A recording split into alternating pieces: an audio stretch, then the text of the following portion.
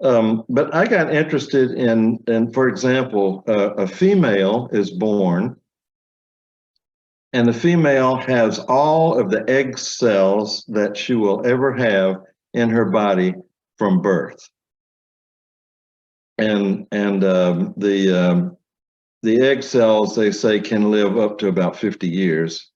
So if you figure that a woman's ability to get pregnant, let's say from age 10 to age 50, that's about 40 years. And we can actually calculate how many eggs that would be. So one cell is released every month. The left ovary releases the next month, the right ovary releases, and so forth. So we can figure out, so how many cells is that? And it's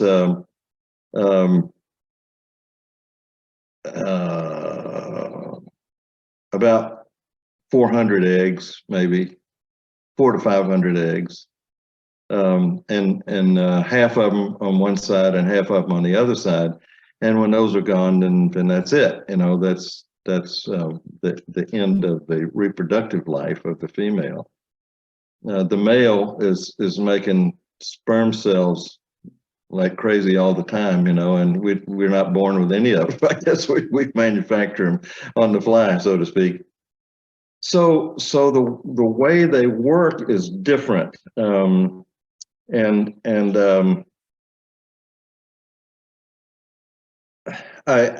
I just got so fascinated with this idea of how these cells operate. And so I developed a cancer protocol. I think it's probably in that article that Patty's going to send. And I said, okay, my clients who come in, I say, would you give me permission to act as your spokesperson and talk to your cancer cell community? And of course, my clients say, well, sure, yeah, to say whatever you want to say to them. And so I said, okay, so hear ye, all cancer cells gather around. I've got some information very important to your ultimate survival. And I'm giving you information that apparently you do not know. And it's enlightened self-interest is going to say, you better pay attention to this. And that is that when these 30 trillion cells, they don't all have to work 100% perfectly. We can tolerate a lot of mischief in that amount, but not an infinite amount. So you cancer cells are in there, and here's the approach I took. I said, look, I became a cancer cell just to see what is that like, And so you're born, and you didn't get to choose if you were going to be born any more than I did, and all of a sudden here you are. You do not suffer the condition of apoptosis. You will live forever. Now that's a problem in a body where the cells usually don't live forever. So once a cancer cell is born through cell division, then it's there for the duration. So I said, one of the things I'm going to ask you to do is to quit dividing. Now that's very, very against everything, that's like saying to a person, you can't reproduce. I know you're here and you're capable of it, but you're going to choose not to. Because if you don't, you're going to ultimately kill the host, and then you will die too. So it would be in your best interest to limit the amount of cells there. So we can tolerate some, but we can't tolerate a lot. And the immune system is going to be attacking you every single minute of every day, trying to wipe out whatever's left anyway. So you got a job just to protect what you've already got, but you can't make any more. Because if you do, you're going to lead to your own destruction. Now, the other thing I'm going to ask you to do is don't ever settle anywhere in the body. Keep moving. Now, that pretty much means they have to get into the blood and the lymph, and that's where they're going to live from then on. Because I said, if you settle on an organ and you interfere with its operation, like a pancreas or a liver or some kidney, then you will interrupt the ability of that person to live, and so that's going to lead to their death and your death too. So if you will agree to these two things, going to be fine, peaceful coexistence. You're not going to be as humongous a community as you're capable of, but you're going to live as long as the host lives. You're going to live too. Now, if you don't do that, it's a choice you're making. If you don't do it, then you're creating your own destruction. I've had extremely good results with that approach, and I'm just talking to this community. Apparently, they can hear what I'm saying, and I hope I'm giving them information they didn't have before. I guess they thought, well, we can just keep on reproducing forever, and nobody can mess with us. We're the big, we're the big cat on in the zoo. But all of a sudden they realize, no, that's not true at all. You don't have the ability to do whatever you want, as much as you want. You're going to have to impose some limitations on yourself, just like all the rest of us do too. We can't eat everything we want to eat, all day long, every day, and not suffer some consequences from that. The same thing with cancer cells. If, by the way, if any of you want to ask any questions as I'm just blah blah blah here and going along about what I feel like I've discovered. I got very interested, for example, in hypnosis, in something that we call critical factor, which we're taught if you're going to do an effective hypnosis session, you've got to figure out what to do about the critical factor, critical function, some people call it. And what I've discovered about it is that we don't have one at all. It's a conscious mind facility until we're about 8 or 10 or 12 years old. And what it is a gatekeeper that protects the unconscious from information getting in there that is not good, not true, not healthy information. So that means that for the first, let's say 10 years, let's say we develop it 10 years, there is no critical factor. So everything with children, they're in a trance all the time because everything that they hear goes right into the unconscious. There's nothing guarding it. There's nothing blocking it.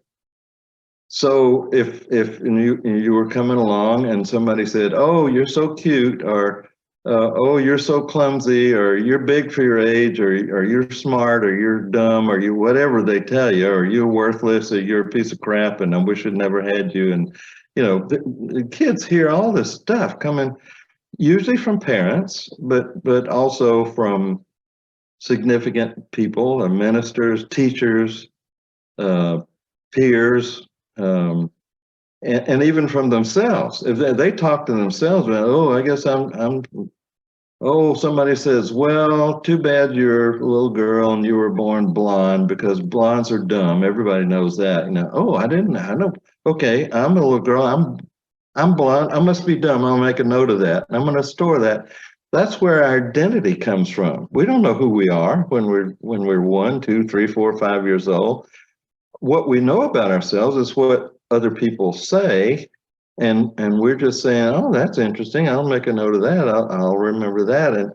And we get programmed sometimes with some humongously horrible subroutines about who we are because we don't know any better. Now, if you told a 15-year-old blonde girl that she was dumb because she was a blonde, she's liable to whack you on the side of the head with her pocketbook, and you'd pay a price, because critical factor's working now, and it says, "That's not true. I'm not letting that in here. That is not going to become part of your identity of who you are." Up until before that, no critical factor, then it just gets loaded in as data. It's just information. That's all. There's no judgment about it at all. So it's the guardian of the status quo. And the reason we have to get it out of the way is because if someone comes in and let's say they bite their fingernails, And I want to tell them that you are a former nail biter, but you don't bite your nails anymore. The critical factor says, well, that's a bunch of crap. You've been biting your nails now for 40 years. And what makes you just said something about it, the way it is. Not true. I'm not letting that in. And so I don't get to reprogram. My new subroutine of the neurological information didn't ever get in there. So I got to figure out some way to get critical factor moved temporarily to the side to allow me a little bit of time to get some new information in that's not true yet. It will be true, but critical factor is the guardian of the status quo right now. If it's not true right now, I'm not letting it in. That's incorrect information, and I don't let incorrect information in anymore if I can determine that it is incorrect. So I've developed some strategies for getting the conscious mind engaged in an activity that it has to focus on, and it's complex enough that as long as the conscious mind will focus on it, it doesn't have the opportunity to interfere and interrupt the work we're doing with the unconscious. So I have 3 of them that I like, and I just tell you real quickly what they are. One of them is people who like numbers a lot. I have a number of those. I'll say get a blackboard in your mind, this white or the whiteboard, and there's a big bunch of markers in a big barrel here with all different colors, and write the number 10,000 on the whiteboard, and then put that marker over in the empty barrel and pick another color and then put -7 and draw a line and then get the answer to that. Was it 9,993? And then put that marker away and then get another marker, different color, and put -7, draw a line and do that subtraction, and keep going like that and keep subtracting until I ask you to stop.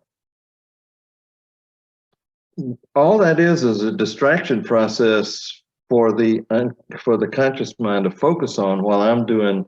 Meanwhile, I'm talking in the background while they're doing their arithmetic. Another one I use is people like letters better than numbers. I say, okay, make a great big capital A, printed A, and there's an eraser there. You erase the A, and then put a big printed capital B, and then erase that one, and then a great big printed capital C, and then come back and erase that one, and D, and all the way to Z. And when you get to Z, I want you to do the same thing, printed capital letters, but I want you to go from Z back to A. So Z, Y, X, W, V, U, T, S, R, Q, P, O, N, M, L, K, J, I, H, G, F, E, D, C, B, A. That's the alphabet backwards if you didn't recognize it. I pride myself. I'm one of the few people in Sarasota, Florida, who knows how to do that. But anyway, that came from a job I had one time where I had to file a lot of stuff, and I was always picking up, what letter comes before that. So at the end of that, now I want you to start over and go back A to Z, but this time cursive small letters, all the way from A to Z and Z back to A. Now, cursive capital letters, A to Z, Z back to A. And if I'm still talking, then start back with printed capitals again, and just do the, so I just have, it's engaging enough that they have to remember what letter was it and what color was it, and it's got to be a different color. A third one I use is called creative animals. I ask them to pick an animal. It could be a bird, a fish, a zoo animal, barnyard animal, domestic animal, dog, cats, whatever, and allow that animal in your mind's eye to swell up to 4 times its normal size. And then give this animal a brand new color scheme. Any color you want to make it, and any pattern. You can do stripes or polka dots or plaid if you want to. You can have the head one color and the body another color and the legs another and the tail a different, however you want to do it. Then give the outer covering of this animal. Could be fins, scales, could be hair, could be elephant, just skin, feathers if it's a bird. Change that to a fabric. You can use denim or corduroy or linen or denim or whatever you want, silk. And when you get this animal created, this is something you're going to see only in your mind's eye. There's never been an animal like this. And do something I call an appreciative walk around, where you watch where you are now, walk around to the back, then around to the other side, then around to the front, back to where you started again. And if there's anything you want to change about what you've done, change it on the spot. You can make a change. And this is just to appreciate what your creative mind is able to come up with. Fabulous creatures that no one's ever going to see but you. And when you've got that, then allow that animal to disappear. You can have it float up in the air like a balloon. You can have it pop like a bubble. You can have it melt like an ice cube. You can have it trot off down the road, or you can just have it snap to black and all of a sudden it disappears. Immediately get a different animal and do the same thing. 4 times normal size, new color scheme, fabric coating, and then an appreciative walk around. Now as you can tell, what these are is they're just complicated enough to make your conscious mind have to work at staying focused on what it's doing. And then I periodically, and I'll say, now, how are you coming on the animals? Make sure you're still working, because they'll get fascinated with what I'm saying, and they'll forget, and they won't do it. I have to keep reminding, go back and work on the number, work on the letters, whatever it is they've chosen. They have to tell me what it is.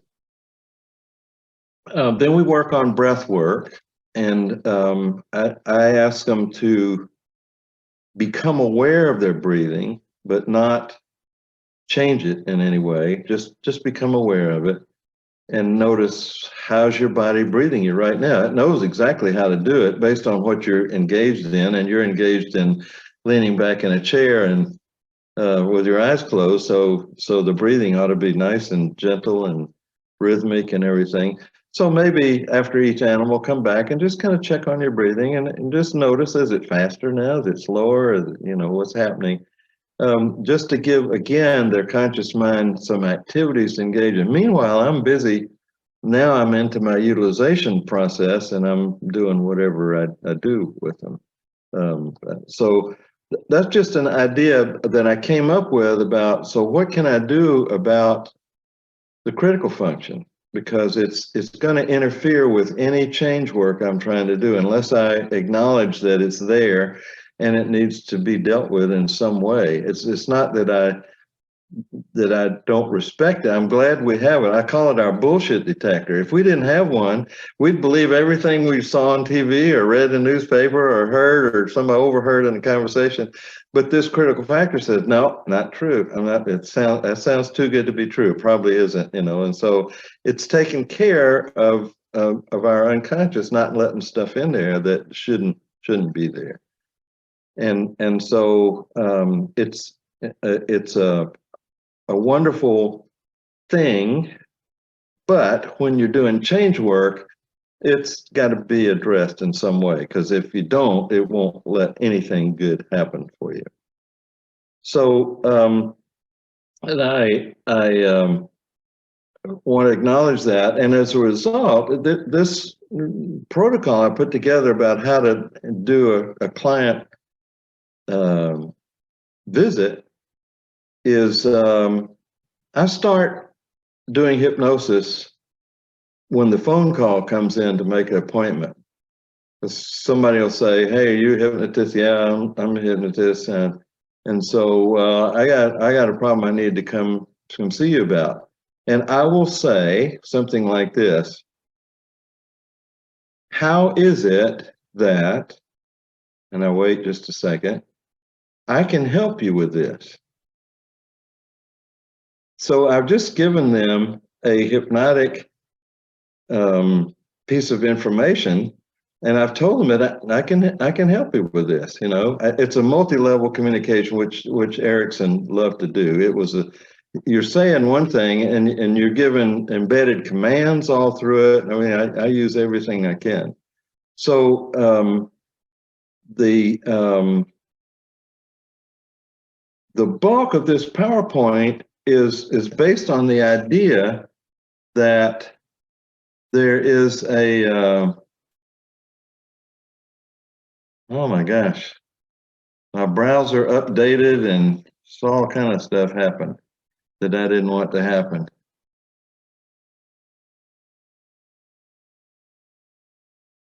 Am I still in Zoom?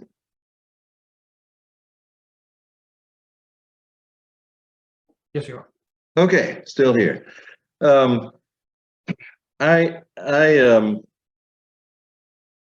have this PowerPoint deck that I've put together over the last 30 years, I guess, and the point of it is it's very hypnotic in itself. So I'm really doing an extremely long induction when I've got the PowerPoint slides going, and I am aware of the fact that the conscious mind operates. There's a couple of things that it can do that the unconscious cannot do. One of the things is that it can make decisions, makes choices. Unconscious mind never makes a decision about anything. If you want to do something, you've got to ask it to do something, and you've got to repeat that request often enough that all of a sudden, at some point, I don't know what that point is, your unconscious says, "Oh, you want me to do this, so you don't have to think about it anymore." Yeah, that's right. I want you to take over and you be in charge of this and do it for me. Okay, I can do that. So use dominant thought. You make a picture of it and put the strong emotions with that picture, and then do that repetition over and over. And that's how your unconscious learns. It learns through practice of repetition of what it is that you want it to do for you. And it's got plenty of capacity. We don't know what the capacity of the unconscious is. It's, as far as we're concerned, it's kind of unlimited. But I recognize that another quality of the conscious mind is curiosity. It wants to understand stuff. That's what its job is, and it really loves to understand. And so if we come in and they say, "Well, I don't sleep well at night." Oh, well, sit down in the chair. I'm going to hypnotize you so you'll sleep better. I don't think I've satisfied their curiosity of their kind of, what are you going to do? What am I supposed to do? What are you going to be doing? Can I fail at this? Is this safe for me to do?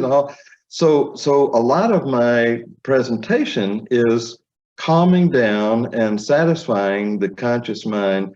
And I want to do some of the things that its, I guess, limitations are. It gets bored. I want to bore the conscious mind to the point where it says, "Just hypnotize me." I've asked all the questions I want to ask. I know everything you want me to know now. Let's get on with it. Let's go. I want to confuse it. So I will say contradictory things in my presentation. And so, wait a minute, you just said so and that. Now you're telling me this on it. Well, yeah, I forgot. I didn't mean that other thing. I'll just, I really want to take advantage of some of the limitations that the conscious mind has, and so that I can depotentiate what it would normally do. It's curious, and if I just start talking about in the induction, it's in there. So wait a minute, I can help you with it. I can do this better than the unconscious can. I'm awake, and I don't know where it is, and I've never seen it before. So I have to satisfy myself that their conscious mind, the cognitive side of it, has answered questions they didn't even know they had, about how does this work? How does the mind-body system interact with each other? I let them know that if you want to talk to your unconscious, the unconscious does not use words. So one of the things you've got to do is use its language. And its language is the 5 senses. It's raw sensory data. What does it look like? What does it sound like? What does it feel like? What does it taste like? What does it smell like? That's the way you got to talk to your unconscious. So if somebody says, I want to be a fantastic business success. And I say, okay, that's fine. You know exactly what that means, right? Yeah, oh yeah, I know exactly what it means. Your unconscious doesn't have a clue what you're talking about. Success to you, success to me, success to anybody else, totally different. Business, how many different kinds of businesses are there? Your unconscious says, wait a minute, I'm not getting into this thing. I don't know near enough information yet. What does your success look like? Give me a video or give me some snapshots of what does it look like? Now, if I get this for you, and I will, if I'm capable of doing it, how are you going to feel about that? And if Burton says, well, I feel pretty good. Well, not near strong enough.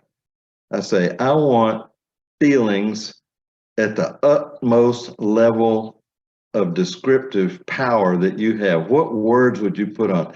I'm overjoyed. I'm ecstatic. I'm blown away. I'm so pleased. I'm relieved. I'm excited. I'm motivated. I'm whatever. So I want these words that have got some power to them, because when we put those words on these pictures, that's what's going into your unconscious. And the clarity of the picture tells it what it is you want. And the power of the emotion tells how bad do you want it.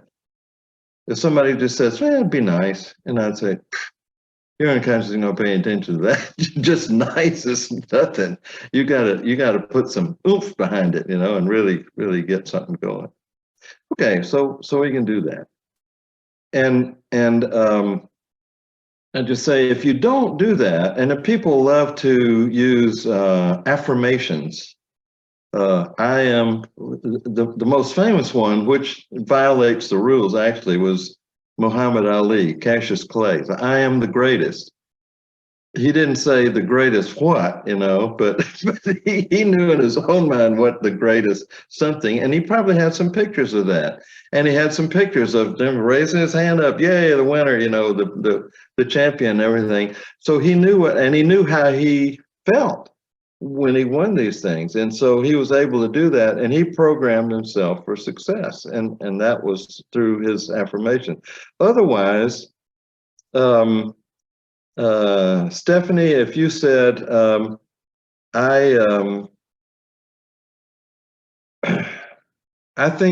you think it's possible for me to achieve the goal that I came to see you for? And if I said, Stephanie, I could not hardly fail to disagree with you less. What would you think I meant by that? I could not hardly fail to disagree with you less. I would think that you meant you'd agree. Okay. Any other ideas? I've tried to unpack that. I think there's a quadruple negative in it, and I never know which way it comes out. Could not, hardly fail. That's the opposite of succeed. To disagree, that's not agree. Less, not more, so it's just all tangled up in it. And that's the confusion factor that your unconscious gets. And that's why you can't tell it what you want in English. It doesn't speak English. It speaks raw sensory data. If you want to talk to it, give it some pictures and some feelings, and maybe some sounds if that goes with your success. A lot of people like standing ovations or people cheering, and so that's a sound they want. Or they like classical music or rock music or whatever, some sounds that they like. Very seldom any taste and smells involved in it. And so now all you need to add to that is a repetition, because the first time your unconscious got this new set of pictures and these strong feelings with it, it notices it right away. And it's looking. Oh, never saw it again. That's the art red Ferrari convertible syndrome. I'm downtown in Sarasota and I see a red Ferrari convertible go by and I think, wow, boy, I could really, I could really get into that. That would be really fun. And so create a dominant thought. I got a picture of me driving this car and how I'm feeling excited about it and very successful and pleased with myself and everything. And then I go get in my little Hyundai SUV and drive off, and I don't ever. So then kind of says, well, glad I didn't go chasing after that, because he wasn't serious enough to even repeat it for me. If I did, I feel certain that I could have a red Ferrari convertible, but I don't want to spend my time going after something like that. I don't think it's that important for me. Yes. Sean. Is that like saying becoming great at something is putting 10,000 hours into it? It has to be a repetitive, conscious thing, and then your subconscious starts to see the pattern happening? I don't know about the 10,000, but yes, that is a part of the programming of the unconscious, is it has to see it many times. Now that's for the 65 days that or nights I want them to listen to this CD. It's 30 minutes long. That gives me about 30 hours to reprogram their neurology and put new behaviors in. And that 65 days came from the university lab experiments that said if you want to install a complex new behavior pattern, it can take 60 days to do that.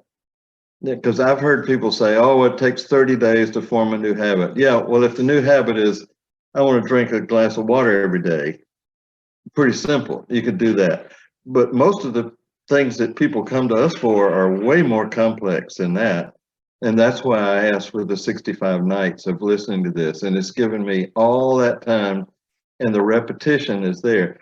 So I have golfers that come in and I say, I go out with them and they're on the first tee and I say, before you hit the ball, what do you think about right now? Oh, well, there's a big water hazard all the way down the left side of the fairway. Yeah, I see that. So what, Well, I'm going to hit my ball in there. And I said, why would you do that? And I said, if there's any water around anywhere, I'm going to hit my ball into it. And I said, so you've done that before then? Yeah, many, many times. So you know what it looks like? I not only know what it looks like, I know what it sounds like. Bloop. There it is. And so I said, so when that happens, how do you feel about that? Oh, man, I get so mad. I gotta break my clubs up and throw them in the water and never play golf again. I said, okay, it's an interesting thing now. You just created a dominant thought. You just taught your unconscious mind that if there's water around, hit the ball into the water, because you got the picture, it's repeated, and you got the strong emotions. That's all it takes to teach your unconscious mind what you want. It's not smart enough to know the difference between what you want and what you don't want. It's just pictures and emotions. And repetition. It's just three elements of that. So I say, well, where do you want to hit your ball? I want to hit it right down the middle. Have you ever done that? Yeah, do that. How's that feel? Oh, I love that. That feels really good. Know what that looks like? Yeah, no, right? Okay. So you got two dominant thoughts that are competing with each other, and the water one will override the other one. If there's any water around, you're going to hit your ball in, because you've told your intent that's what you want to do. So like a superstition would be the negative effect. Yeah. Mm-hmm. Yeah. Okay. So it's a simple process of how our unconscious learns. And the advantage we have, if you create a dominant thought for yourself about something you want, there is something called the reticular activating system, the RAS. It's a little knot on the top of the spine, right at the base of the brain. And it's looking for stuff that's important to you. And when it operates like a radio receiver, it's got a dial that you can search for the stations, and it's got a volume control, just two knobs on there. And so once you put a dominant thought in, you activate the RAS. It says anything that I think will help you get what you want in this dominant thought, I'm going to whang up the volume on that, turn it way up. It's just going to leap out either visually or auditorially or probably those are the two ways it does. So my example of that is back in the day when the VW Beetles first came out, you know, they were orange and they cost $1,995. And I saved up my money and I went and bought one. And I thought, I'm going to be the first one on the block to have one of these VW bugs. So I roll out of the showroom and I look around and there's orange VW Beetles all over the place. Well, they were there the whole time, but they weren't important. And so they got tuned out. I mean, they were not relevant or anything. As soon as my system knew that, oh, those orange VW, that's important to you. Okay, I'll show you where they are, you know.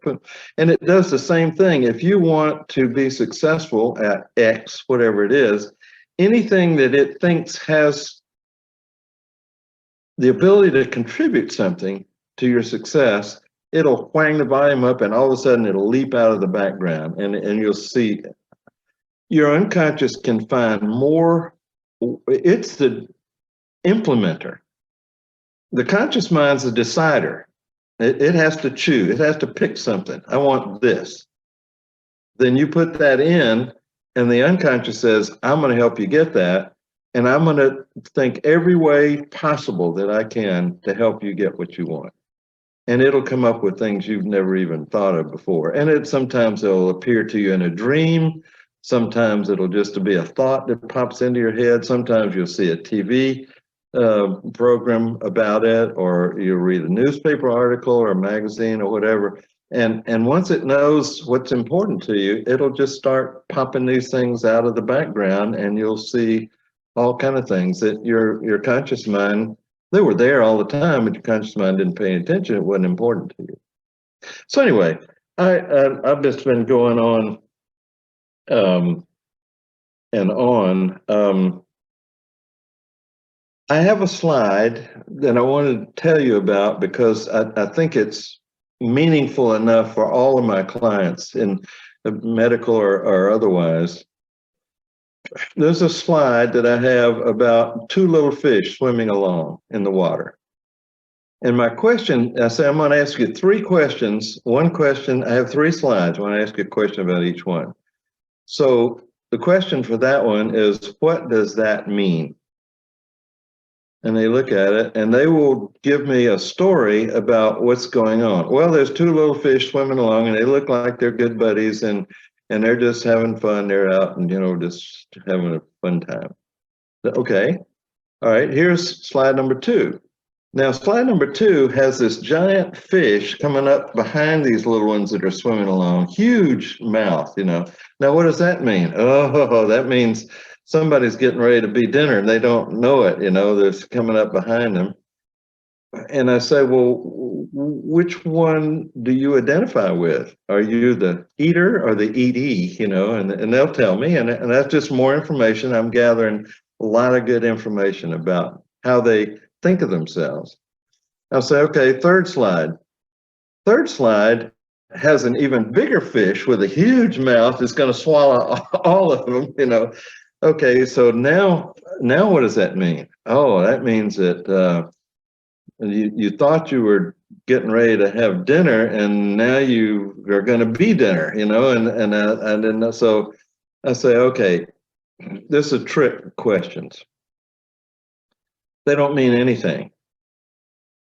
And the truth is, nothing means anything until you say that it does. So any event that happens in your life means nothing unless you say that it means something. And then it means exactly what you said it means. So most of the people walking around in the world today think that meaning is in the event and it comes out at us. Not true. Meaning, this is where meaning is, right up here. And the good news about that is reframing. We can change what it means. We can't change the event, that is whatever it is, but we can certainly change what it means just by making another choice. So to give you a kind of an example, I guess, that I'm proud of, but I was scared when it first happened. I got a referral from a minister out in California to work with a guy, and I said, well, what does he want? And he said, let him tell you. And I had his name and his telephone number. I called him and I said, this minister said we ought to talk. And he said, yeah, I wouldn't be talking to a hypnotist if it wasn't for him, because I don't usually deal with people like that. I said, okay, well, what's the problem? He said, well, I came home from work and I walked into the back bedroom and my wife had hanged herself and committed suicide. And that image is stuck in my mind, and I can't work, I can't eat, I can't sleep. I'm going into deep depression. I'm just, my life's over. I don't know what to do. I'm just completely out of it. And I said, well, what did that suicide mean to you? And he said, well, I guess it means I wasn't a very good husband, or that wouldn't have happened. And I said, yeah, that's a meaning you could put on there if you wanted to. Not the only one. And he said, really? I said, no, it's not the only one. I said, tell me a little bit about her. And I found out she had lived a physically, mentally, emotionally, and spiritually horrible life, all of her life since she was born. A little girl, she had a sister that had the same problem. It was caused by dad. And at the end, she was drinking hand sanitizer, just to give you an idea how serious this situation was. And I said, well, my experience with suicide, it takes two things, because the unconscious is the body's protector. It don't want to commit suicide. You got to do a lot of overriding to make that happen. But if one of these beliefs is, I cannot live any longer in this life, it's intolerable. And if we can catch people there, sometimes we can rescue. But if the second belief joins that says, and it will never get any better, now you've got the perfect recipe for suicide. So I said, what if what her suicide meant was she had the courage, because of the intolerable situation that she was existing in, to violate every religious, cultural, spiritual dictate that we have that says you don't take your own life. That was given to you by God, and God will take that life. You don't do it. She overrode all of that programming. What a courageous woman that must have been, to realize that she couldn't do it anymore and it was never going to get any better. He said, oh my gosh, I never thought about it that way. Well, that's a pure reframe. It's another thing it could have meant. And then we explored, well, what are some other things it could have meant, And so all of a sudden the floodgates open, and he saw all these other possibilities of what that suicide. And I said, if you want to guilt yourself up and feel like it was your fault, that's a meaning you can put on it, but it's not necessary for you to do that. There are other ways to explain what was going on there. And it sounds to me like you were a fabulous husband. You supported her for years and decades. and trying to do what you could for her, knowing that, you know, there wasn't much you could do about it. Her early life was her early life. It wasn't going to ever change. So I just want you to see the power that we have to help people reshape the interpretation that they're putting on things. It didn't change the fact that that's what had happened to her. I mean, you know, that was done. But what it meant to him be totally different. Now, I just got a note from him, and he said, I was sent to a suicide, I don't know what they call them, a support group. And he said, I went to the person that ran it afterwards. I said, these people are dragging me down. I'm way past where they are right now. So be careful when you get into these support group activities that they're not making it worse than it would have been if they just went solo on it. You know, just be careful of that. And so he said, and I told the guy about what was going on. He said, I think you're right. I don't think you should come back here anymore. And he said, so I didn't. Now, the person who did the referral for this man, just in the last 2 days, he was in touch with me a couple of weeks ago, and he said, I got to the point where I can't sleep at night. I don't know why. I just cannot go to sleep. And I'm going down and down and down. And my energy level, I'm getting brain fog, I mean, all this. So I made a CD for him, sent it to him, and he started listening to it 2 nights ago. And I just got an email from him, and he said, I want you to know that I had the best night's sleep that I have had in years. So again, I don't know exactly what it took, but something about what was on the CD, and I did the interview was pretty long. I got a lot of data, and I put a lot of stuff into the CD. I don't know which part resonated, which part didn't, but the result was he's now sleeping.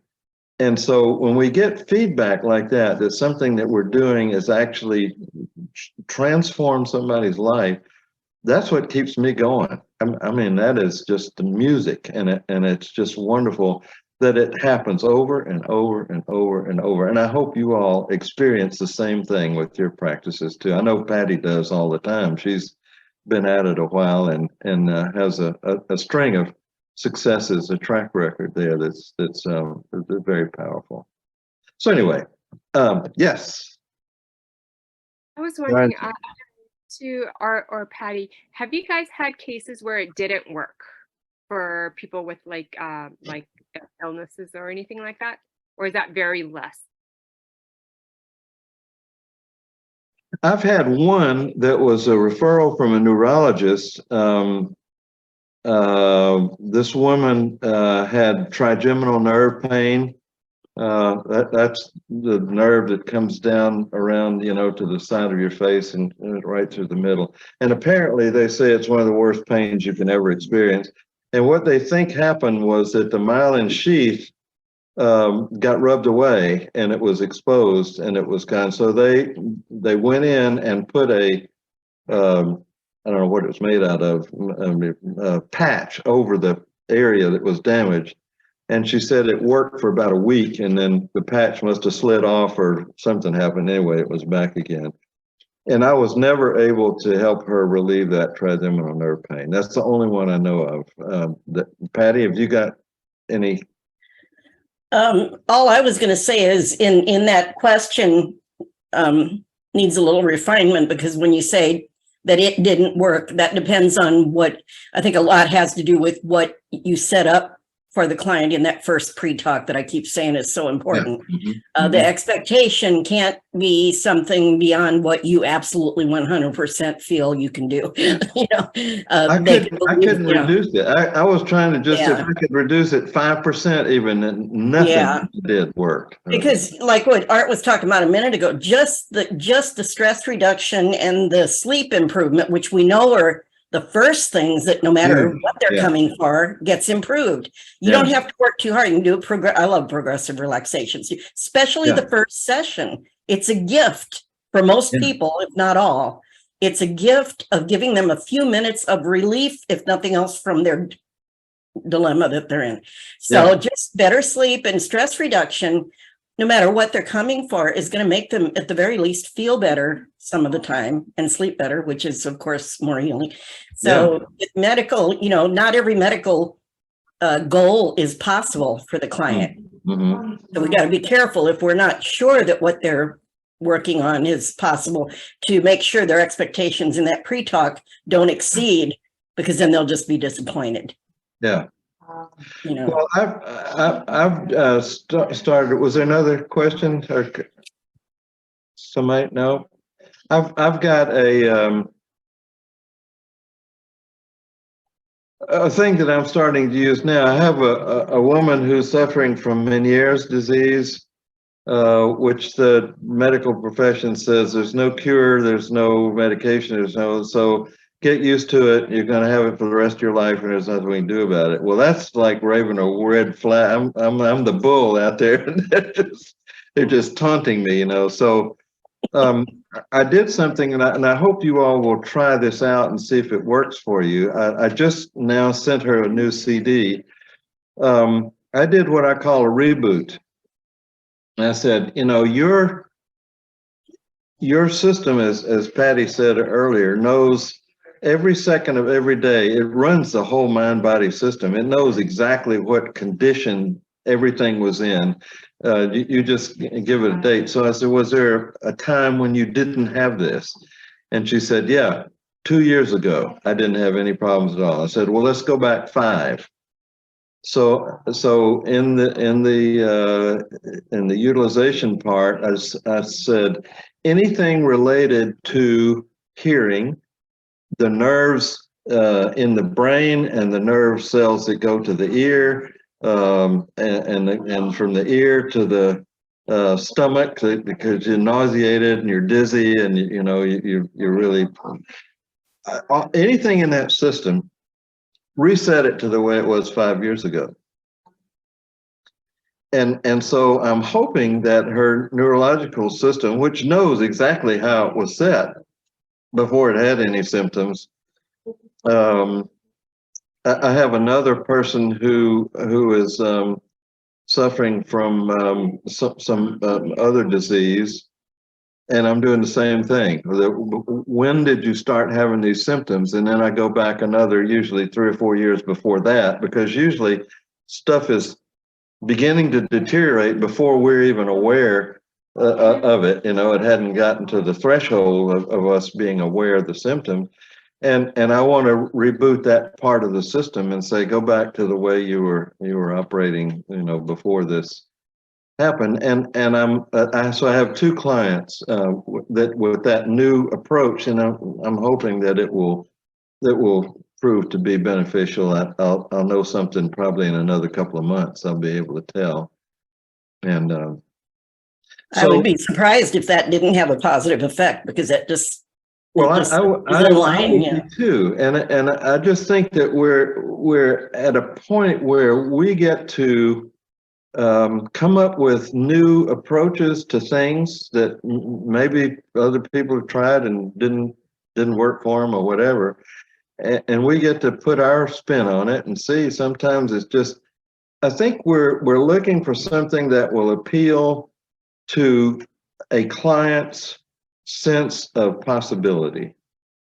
And if we can ever tap into that, I think we're really on some very powerful ground. If they say, if unconsciously they believe that ain't going to work, then it's probably not going to. But if they think, gosh, that makes sense. I think that ought to work. And so Crohn's disease would be one that I'd love to be able to work with somebody on, because that's a really vicious kind of a thing. And I think my other client is got Parkinson's disease, and so I'm thinking if we can another one that they say there's no cure, you got it. It's just going to get worse and worse and worse, and so good luck. But I really feel like there's an intervention that could work on that if we can get the neurological system to reset pre-Parkinson's.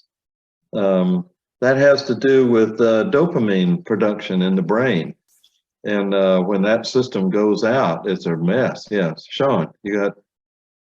I had a client, he was in his late 70s who had Parkinson's, and I was doing massage therapy with him back then. Mhm. That's the only time he said he ever stopped shaking when he was awake. Was when you were doing the massage? Yeah, he would just stop shaking. And he's Fabulous. like, he goes, the weirdest thing is you put your hands on me, you start working on me, and I stop shaking, and I'm never awake when this happens except during this time. And I'm like, what's going on here? So if you could combine that with a hypnotic Yeah. approach that says, just pretend like you're getting a massage all the time, or whatever your approach Right. would be to that, because his neurology knows how to not shake, but it was so limited, if you could figure out a way to expand that somehow, that would just be fabulous. That's interesting. It was, yeah. Yeah. I worked a little bit with some Parkinson's with a couple of people and had great results, like you said. Because if you think about it, when you're doing massage therapy, it is sort of like, it's like energy work, and it's got the intention, and you're that close to hypnosis anyway, right? As far as the state that they're in. So that shows you, but I know for sure I've got some research in my database somewhere, and I've seen it online, so corroborating hypnotherapy for Parkinson's, and some studies that have been done showing it absolutely. Boy, I need to start looking for those. I didn't know there was. I'll see if I can find some of that stuff and make a note to my computer. Speaking of dopamine, there are 4 feel-good biochemicals, and the work that Amy Cuddy is doing at Harvard is fascinating to me. She's found out, she went around the world doing a study. I think she just wanted a around the world trip that she could charge off to business. So she found one. She said all different countries, different religions, different cultures, different age groups, both genders. She said, what if you won a race at the Olympics, and you wanted everybody who was watching on TV to know how you felt about winning that race? What would you do with your body to let them know? And they all did the same thing. Hands up in the air like that. Yay, I won. And she said, even blind people would do that, and they've never seen it before. She said, I don't know what there is about that. So she came back, and every client she had from then on, she said, okay, here's what I want you to do. Twice a day for 2 minutes, I want you to hold your hands up over your head. Now, if you want to jump around and say, yay, I won, that's fine. But really, hands overhead, that's the key to it. So I just saw a follow-up study where she had people come in off the street, and they would check their saliva for these biochemicals. And then she would have them come back in a week later, and she would have them do this hands over head for a couple of minutes like that, and then check their saliva again. The cortisol, statistically significant, that I found out about when they say significant reduction in cortisol, significant increase in testosterone. Shoot up. Now that's a power biochemical in itself. And they found out that endorphins went up. That's the euphoria. Laughter, it reduces endorphins into your system. That's what makes you feel so good about when you laugh. Dopamine was and serotonin and oxytocin. All these biochemicals react to, she calls it the physiology of power or something like that. She said, if you take up more room with your body, more space, just puff yourself up, that's a power pose. And that releases these powerful biochemicals into your system. And if you kind of down and you're looking down and your voice is like, that's the victim pose.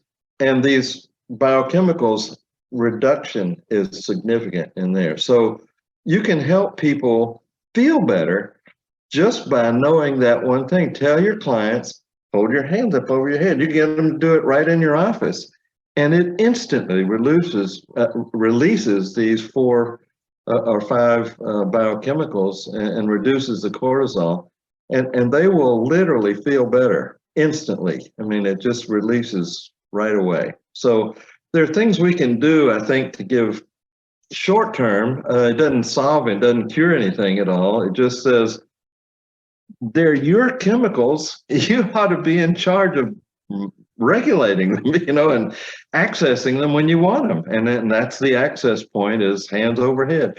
And she found out that you can also use the Wonder Woman pose, which is fists clenched on your hips, legs spread a little bit apart, leaning forward, kind of bring it on, world, I'm ready.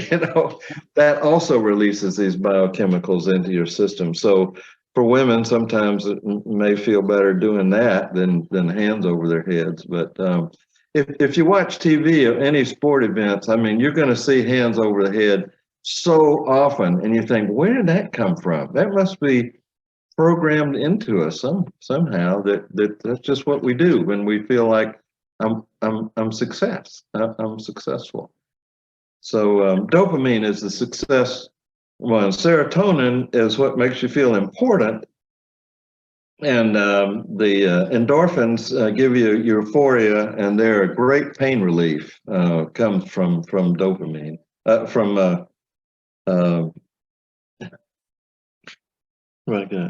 Endorphins. Endorphins, yeah.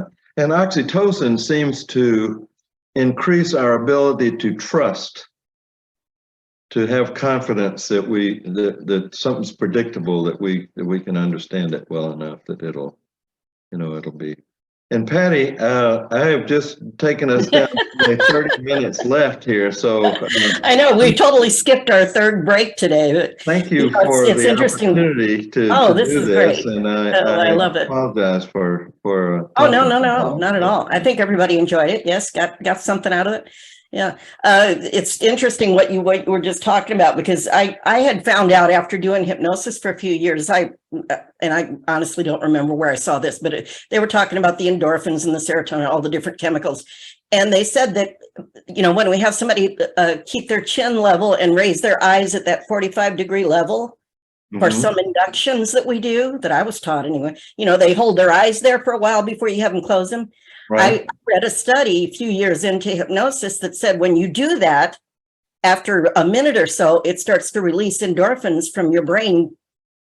Fabulous. I didn't know. Yeah, and I thought, well, there's another reason to do that. If somebody's in pain, you can teach them to do that to help relieve their pain between sessions, along with everything else we're doing. But it's interesting when you were talking about, the poses. And this lady, another hypnotist here, I think she might have moved to somewhere else now, but her name's Debbie Lane. I knew her. You knew Debbie Lane. I know Debbie, yeah. Yeah. And I met her here shortly after I moved here. We were good buddies most of the time that I've been here. And she used to do the pose, the Wonder Woman pose, and she always talked about she would get that with her clients. And I had another student one time who had learned that from some hypnotist somewhere, and she would do that. And it's interesting because it goes back to my showbiz days when I started hearing these things and about fake it till you make it and all these shifting states. And, like I said, I like to get my clients laughing in the pre-talk, because again, that's a state shifter, right? And a stress reliever. But in when I was doing theater and those things, now they have in hypnosis this thing called deep trance identification. Right, DTI. Heard of that? And the first time I heard of that, that's a recent thing, relatively. The last few years, it started, people talking about it, and Michael Watson does it with his students and stuff. And the first time I heard them describe it, first thing I thought in my head was method acting. Yeah, right. Because you're stepping in your imagination, but in acting, what I found and what made sense when I started doing hypnosis about state shifting and interrupting patterns was that, when you're in show business, I kind of joke about it, but it's true. You're not allowed to get sick, not at the level I was at. Yeah. Maybe you get famous and you got stand-ins or something on Broadway, but in theater and in, the band I was in the 70s, you're not allowed to get sick. And if you get sick, you still perform. Yeah. And I used to joke, go on, right? And you better bring a certificate from the coroner. Then, then you'll get out of it. But other than that, you better be out there. And I learned early on, it's no fun to perform sick. So I started this mantra of I don't get sick. I just don't get sick. And I could be in shows where I was in a show one time that every single cast member got the flu. One of them, it might have been two of them, but one of the main cast members literally had to have somebody else kind of just fake both of the parts. It was a dance thing. So it was actually a chorus line. And he had to do both parts, which was kind of weird because it didn't really fit. But they had to do it. He was so sick he couldn't go on stage. And everybody got sick except me. I was the only person in the whole cast that didn't get sick. So it was like this mantra that I joked about it at first, but I said, you know what, fake it till you make it. And I also had a really kind of horrifying breakup with a guy on the phone about an hour before I had to go on stage one night. It was a phone call, and he was in another state. He was supposed to come and move in with me like within a couple of weeks. And I had this phone call where he was, moving on to somebody else. And I was just devastated, but I had to go on stage. So I had to go and put my makeup on. I'm crying and everything. And I literally didn't have time to stop and think about it. I had to be on stage. There's no way to get out of it. So I just kept getting ready and kept getting ready. And then I had to go on stage and play this crazy, ditzy, blonde, fun, silly part, right, for 2 hours. And what it taught me when I got into hypnosis, I thought back about it because I remembered after the show, I still wasn't happy about what happened, but it was like it had totally diffused the devastation. I was not happy about it, but I couldn't be devastated. And I would have been probably crying all night and drinking or whatever, but I didn't do any of that. And when I got into hypnosis, I said that was interrupting a pattern so early in that I didn't have time to use my mind to keep saying how miserable I am and how horrible and how, that rotten son of a gun, or whatever. I didn't have time to ingrain it, and it diffused it. So when I got into hypnosis, I said, this is what we can help our clients do. Now, for them, the program's kind of already been reinforced of fear or whatever it is, but we can help them learn how to interrupt it temporarily, both in our office with the poses or whatever. Just make them feel good, just for, even if it's only for 30 seconds or a minute. And usually we can make them feel better a lot longer than that in our office. Like I said, they usually already leave feeling better. And then teach them how to do that, how to interrupt that pattern when it starts to show up, go in a different direction. And even if it goes back, I say, then you've already started to interrupt the neural pathway, that's been ingrained with the old behavior. It hit a bump in the road at the very least. And the unconscious, once it has a more healthy choice for a second that you offer it, it's going to grab it. It'll do that. Yeah. So anyway, it was interesting because I thought, if you put on the clothes and the persona, there was a lady that was, I don't even remember where this was. It was some class within the last 3 or 4 years. That was a hypnotist in some class I was doing on weight and diet type control. And she had the most clever thing she did. She said she had a client one time, and it just came to her during the session. She told the client was talking about when she used to be a size 3. I remember that because I used to be a size 3. And she was saying, it was, and she remembered, and she had her give her all the great details, how great she felt, and, she could wear anything, and she had lots of energy, and she was very active. And she was so passionate about that size 3 that she just came up with this in the session. She said, and I don't know the exact details, but the gist of it was, she told her, you know what, starting tomorrow morning, when you wake up in the morning, why don't you wake up acting like you're a size 3 again? Oh. Pretending it's as if you're a size 3 again. And she said she just went for it and gave it a shot. She didn't really know if it was, and she said it had a miraculous effect on her mood. She said she felt good all day. She said there was a guy flirting with me in the elevator on the way to work, and I haven't had that in years. And because she was putting out this persona all of a sudden of feeling good about herself, so people started treating her differently. And she said it had magical. Now that might not work for everybody. Obviously, that's why we don't do the same thing with everybody. But I thought, what a clever thing to do. Just pretend you're well. Don't act sick. Well, it's like Bruce Lipton was saying, she's radiating a different quality of energy. Yeah.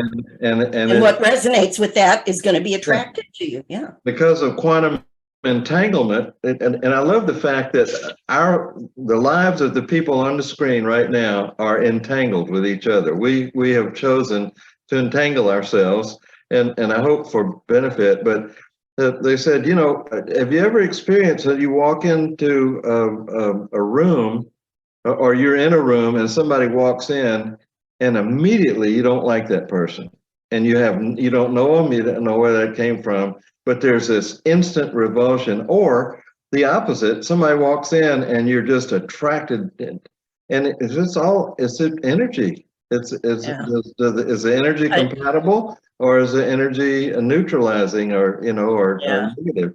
I used to ask people, sorry. That's before any knowledge ever gets into it. It's just pure energy. When I would talk to groups, I used to say, does anybody in here know someone? And this is kind of an old saying, but people still know what it means. Have you ever been at a gathering where everybody's kind of getting along, and then somebody walks in the room and the phrase is sucks all the energy out of the room? Right. Yeah. Like everybody feels it. And usually in a group, most of the people will say, oh yeah, I know somebody like that. The kind of people that you're afraid to ask them, so how are you? Because then they start telling you and everybody goes, so, but that's an example of just how powerful that energy is, right?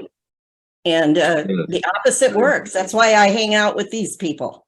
This is why I love this field, and why I love hanging out with people like all of you. And that's true. This is a very selfish career for me. Because, and it should be for all of you, because you have this life and you've been given these skills and these talents, and we're sharing them with each other. We're helping each other. You're helping me. Hopefully I'm helping you in some ways. And, and like I said, I love hanging out with people in this field because for the most part, they're extremely positive. And like Bruce said, positive energy is going to, what was the words he used? He said, when you've got the positive energy, you're not thriving. What was the word he used in that video? You're living, basically, but there was a different word he used. And when it's negative energy that you're surrounded by, it's taking your life force away, literally. Should I bring Yoda back? But his idea of moving toward the things that make you feel good and away from the things that make you feel bad, I thought it was brilliant. That's looking for the energy that you resonate with, and when you find it, you stay in it as long as you can, and really. And when you were talking about support groups, I've spoke. I used to speak at support groups from time to time, and I finally stopped because they're supporting the wrong thing. Yeah. And everybody in the group. I mean, I'm sure. Let me. A caveat in case anybody's got a different opinion about I'm sure that somewhere in the world, there's a really great support group that actually helps people. I just haven't found it yet. But if it's a pity party, it's just going to drag everybody who might have started to kind of come up. It just drags them right back down. It doesn't just a quick story. The last time when I decided I wasn't going to speak at these groups anymore, a friend of mine who's an acupuncturist, and I actually did training out of her office for a while, and she did the hypnosis training with me. And she called me one day and said, I've got this support group that it's not my group, but I sit in with it because it's at the hospital where I have connections and it's part of what they want me to do. And she's a hypnotist and an acupuncturist. She said, I don't really run it or anything, but there's a psychologist that runs it. But would you like to come and speak to this group? And it was on infertility. The group was an infertility group. So I went, and she said, but I have to warn you. I said, uh-oh. She says, she said, you probably don't want to come early. She says, because it can be kind of depressing. And I think you could really help them bring them up a little bit. Well, I didn't listen to her on that part. I got there when they were still doing their big circle group thing. And they, waved me in, and I sat down behind the big circle. The first thing I noticed, they were all very young couples. It was all couples. And they were all quite young, and they were all quite obese. I don't know why. And there had to be 20 couples there. They were all young and very overweight, both sides. And then the next thing I noticed, they were having a discussion when I walked in, and I started listening, and I'm realizing as I'm hearing them talking amongst each other, and I immediately picked out, of course, the psychologist lady who was running the show of the support group. And I realized they were all discussing something about some speaker that they had invited to come speak sometime in the future, that they were discussing whether or not to let her come and speak, whether to disinvite her from speaking. And I'm going, this is kind of weird. I wonder what this is about. So, and I'm watching my friend, the acupuncturist on the other side of the circle on the outside in the distance, and she's looking at me going like this, right? And I'm like, what is going on here? And then I realized they took a vote and they decided to disinvite this woman who was supposed to come speak, right? And let me tell you why they disinvited her. Can anyone make a guess? She was not obese. Did I tell you this already, Sean?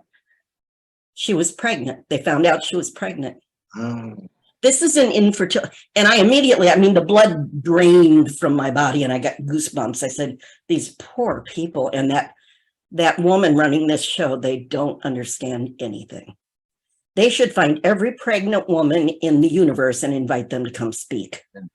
What are they doing? I have a What are they doing? situation where there are 3 little cherubs running around the earth now that I helped get here because their parents had been trying to get pregnant for years in one case. And 60 days after the 3 came to see me, they were all pregnant. And so Yeah. I was gonna Yeah. advertise that as, you want to get pregnant, come see Art. And I thought, that's not Be gonna. careful how you market that. Yeah.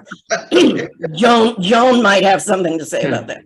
But the whole point of it, I think, is it was about relaxation. That was the key thing. And they were trying too hard, and they were putting on pressure. Got to do this, got to work this time, it's got to work. And the body just said, I don't work well under that kind of pressure. And my friend, the acupuncturist, she was working with infertility with the acupuncture, but she couldn't promote it there. And they weren't promoting her there. She just, like I said, because of the doctors she interacted with, that was part of her job. But she was having great success with acupuncture, getting couples pregnant. And she told me, and I've heard this about all infertility support groups, and she confirmed it for me. She said, almost every time without exception that a couple gives up and leaves the group and just decides, forget it, we're not going to have a baby, or they adopt a baby. Yeah. And then they leave, they immediately get pregnant. They immediately get pregnant. She said that has happened over and over. And I said, no wonder. They don't understand what we know. Yeah. They're surrounding themselves with the opposite of what they're saying they want. Yeah. And they literally disinvite a woman because she's pregnant. I thought, invite her, get some of that energy, be happy, That's what I tell my people that want to lose weight. I ask them, I say, what do you do when you see a woman out there that looks the way you're telling me you want to look? That's the size and shape that you're telling me you want to achieve. And they say, oh, I hate them. They probably can eat anything. I said, you know what you're doing? You're repelling that outcome. Yeah. You need to look at them and not envy. Envy is a negative. It's very subtle, but it's a negative. I say you need to admire them. Yeah. And relish in their beauty. Then you'll start to see some changes. But as long as you're repelling what you say you want, like those people in that support group, I'm sorry, it's just, it's almost a miracle to me that AA has so much success. I had an uncle that was pretty much saved. His life was saved by AA. He loved it. It worked for him. But it's literally, it's counterintuitive to me originally, but it's antithetical to what we do. Yeah. It's the exact flip. Dad James used to hate AA. He said, anything that says I'm powerless, I'm helpless, I can't do anything. He said, I'm not buying into any of that kind of stuff at all. That is crazy. I'm an addict for the rest of my life. I haven't had a drink in 40 years, but I'm still an addict. Complete victim. And again, it's helped a lot of people. So if it helps them, I'm fine with it. But it's antithetical to what we do. Just understand that. Yeah. It really is. Well, I have a weight loss program, but I don't have many people. I say I'm going to describe just the first couple of steps to you, and if you still want to do it, I'll be glad to work with you. First thing you do is get a full-length mirror and take it home, and twice a day, morning and evening, you take off all your clothes and stand in front of that mirror straight on and say to your body, I love you exactly the way you are right now. and then you turn to the side and do the same thing, and then the back, and then back the other side, and then you turn around to the front. And this is not mouthing the words. This comes from the cellular level. You really mean it right down to your cells. And then when you can do that, then give me a call. And it's like, oh, I hate my body. I'm going to do that. And I said, so you hate your body, but you want it to do something for you. Well, guess what? That's not likely to happen, you know. So like I say, if they did do that, they wouldn't need to come see you. probably not. Yeah, they wouldn't. So I have a few little things like that. I said, I'm going to give you a 4-word question that you have to ask yourself before you put any single thing into your mouth. Every time you're going to put something in your mouth, you ask yourself this 4-word question. Now, to begin with, you have to have a goal. And so I don't use diets, and I don't use scales, and I don't use weight, and I don't use, I'm talking about your size. What size clothes do you want to look good in, you know, and the shape of your body. We're talking about doing some serious body sculpting here. And so that's your goal in your mind. So before you put anything in your mouth, you ask yourself this 4-word question: toward or away from? Is this taking me toward the goal of size and shape, or is it taking me away? Now I said, now you might fail, but you're going to fail consciously. There you go.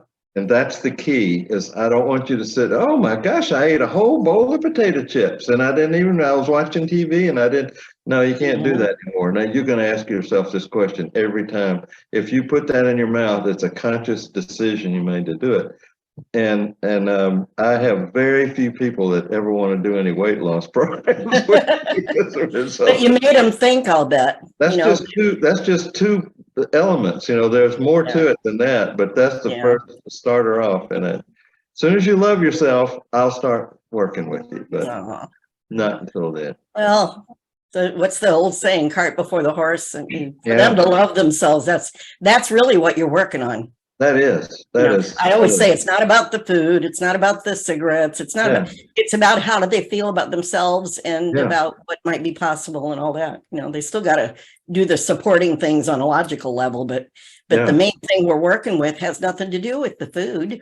Most adults kind of know what they should and shouldn't eat, what gets them in trouble, you know.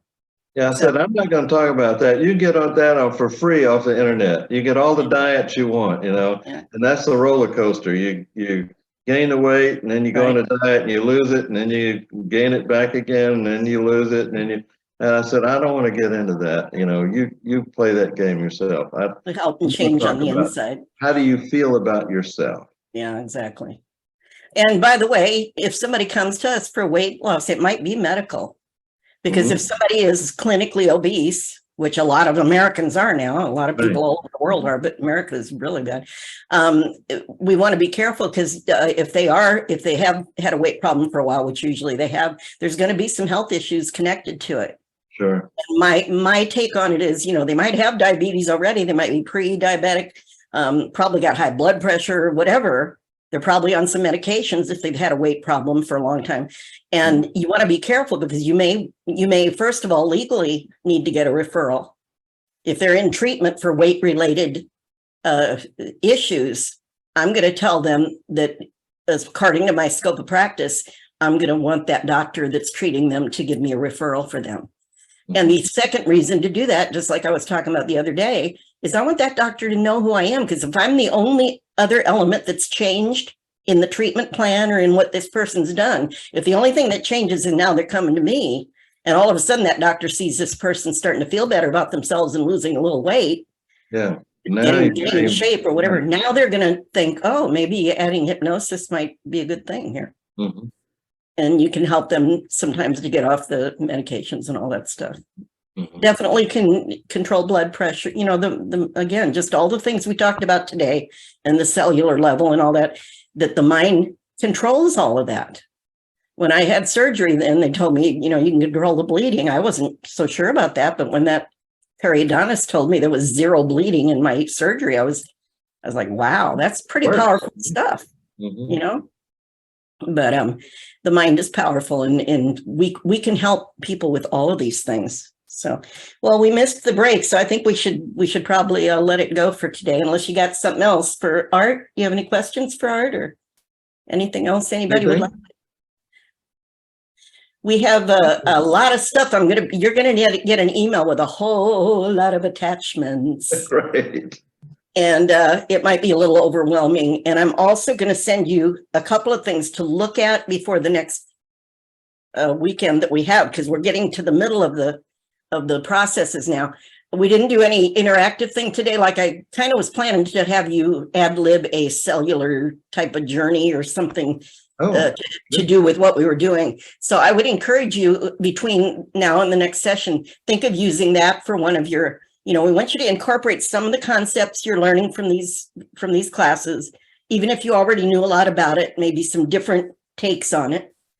And also remember your manual has a whole lot of information, and you've got the script section of your manual. So I'm going to send you some instructions on doing the 2 practicums with outside volunteers. And again, don't pick somebody that's got the most catastrophic illness that they're, on death's bed or anything. Let them know that they're helping you to do an assignment for your class so that it can be a little bit lighter. And because you're going to be hopefully trying new things with them, and let them know they're helping you to practice some new things that you're learning, or to try out some stuff that you were inspired by taking some of these things, or that you've heard here, or that you see in the manuals. Okay, did that make sense to everybody? Yeah. To the extent my schedule will let me do this, I'd love to join in some more of your sessions, if that's okay. I'd like to. As far as I'm concerned, you're very welcome. You're welcome here anytime. Is it the same URL every time? Or do you we've got the same. Yeah. Okay, good. And at some point next time, we will be doing something on parts therapy for health, parts integration for health. I want to do a little piece on that. It's not that different. If you already know how to do parts therapy, it won't be that much different. None of it's that much different. It's just where's the focus and, a little bit of a different take on it. But everything you do with anybody else that's non-medical, you can pretty much adapt to a medical issue or a mental health type issue. It's just a little different approach, and you want to be careful about scope of practice and getting a referral. So everybody have a great couple. What are we, 2 weeks till we meet again, I think? Is it 2 or is it longer? I don't even know. 1, 2, it's 3. You got a lot of time. So you might want to be doing at least one of your practicums before the next weekend. And then there'll be 1 week before the final weekend. So you've got first weekend of April. Oh, wait a minute. No, you've got the 3rd weekend in April. Next weekend is hypnosis training. Oh, I'm so confused. Okay. You could come for that too if you want. Great, yeah. I'm a team. We'll just be a team. So I hope you all enjoyed this weekend. Let it all kind of incubate. Consider a lot of things, read your manuals, and you'll have a lot of stuff that I'm sending you to look at. So good. Be inspired and inspire your clients and your volunteers. And if you need anything, contact me. You've got Art's contact now. Mm-hmm. So we're here for you. And we will see you soon. Nizam, nice to see you. I know you were there because I checked in on you. I need to make sure you're there because otherwise, I miss you. Okay, everybody. I hope Stephanie's okay. Do any of you know her outside of here? No? I'll have to try to contact her and see what's going on because I didn't hear anything from her. Okay, hopefully she's okay. And we will see you all in 3 weeks. 3 weeks. Thank you. Thank you. Take care. Take care. Thanks. Thanks, Art. Thank you. Right. Enjoyed it.